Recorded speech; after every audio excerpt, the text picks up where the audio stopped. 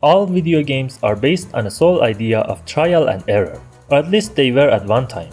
Back then, when an obstacle would stop us in our tracks, we would blindly go into the problem and try to find a new way around it. At first we were clueless about what this puzzle is about, but then like a good detective, we would put the clues together to create a whole. Unfortunately, this phenomenon is dying out. It's dying and the internet is guilty of it. People get stuck for half a second and immediately go to Reddit for an answer. The joy of exploration is gone, and I believe it's because we are too frightened of failure. Video games were about having fun, relaxing and enjoying, but now it's a competitive kingdom of haters ruled by angry 8-year-olds. We don't like to be called noob or hear things like get good or skill issues, so we just won't try. That way, we won't fail either. There was an episode of Rick and Morty in which Rick gives a device to Morty that he can save his progress in life, and if he made a mistake, go back there and try again. You know, like saving in video games. Once Morty takes it, he suddenly becomes bold. He's now brave enough to talk to his crush, doing all sorts of stupid and crazy things that he wouldn't do in a normal situation. Trial and error. How are all this relevant to Prince of Persia? Well, that franchise took trial and error to a whole new level. In a normal game, when you reach a dead end, you randomly try an idea and probably die. Start at the last checkpoint, rinse, repeat. Prince of Persia cuts out this process with the system of time rewind, so you can immediately learn from your mistakes and try again. Slipped off a cliff? That's okay, you got the sand. Went the wrong way and activated a trap? That's okay, you got the sand. Kylina is absolutely crushing you?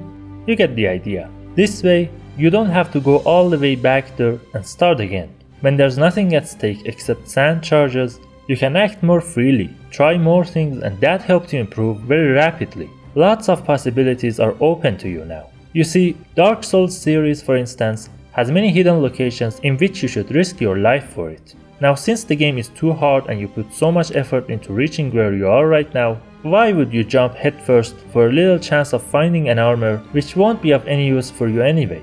Actually, I think Soulsborne games were the first ones to create the mindset of fear of trying out, reaching out for other people's help instead of exploring it personally. When there's this much at stake, of course you rather ask someone else how to beat Gaping Dragon, instead of trying it a few times and keep going all the way back into the depths again. Prince of Persia and the time rewind mechanic can teach us to be more reckless and at the same time reminds us the value of seconds and minutes. This is what the game industry lacks now. People watch a 20-minute guide of how to defeat a certain boss in which a dude shows every moveset in slow motion and explain it frame by frame.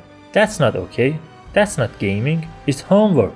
It's like an obligation, not an entertainment. A reboot of Prince of Persia would fix all of those in a heartbeat. A lot of people in my age have a mutual experience. At one point, we were all wondering how in the world did we manage to beat a difficult game like Warrior Within as a 10-year-old. We didn't have wiki and guide videos back then. When trial and error is such a short and accessible mountain, we are willing to climb it. Suddenly, you're not obliged to memorize every inch of a location to be able to get past it. Trust me, a remake of Warrior Within raises a new generation of free-thinking, bold gamers who don't play to show off, but do it for the joy of exploration. They do it to find out what this game has for them, because when you can erase your mistake by holding down a button and try better this time, what's there to scare you? After a while, they're ready to try this exploration thing in other games too. I mean, isn't that what happened to Morty too? There were a dozen times that Morty's life was in danger in that episode and he could die, but he kept himself away from the checkpoint device. He felt like he didn't need that device anymore to be bold and crazy. He wasn't afraid of failure. Isn't that the definition of courage? Your support keeps me alive, so if you enjoyed, hit the like button and subscribe.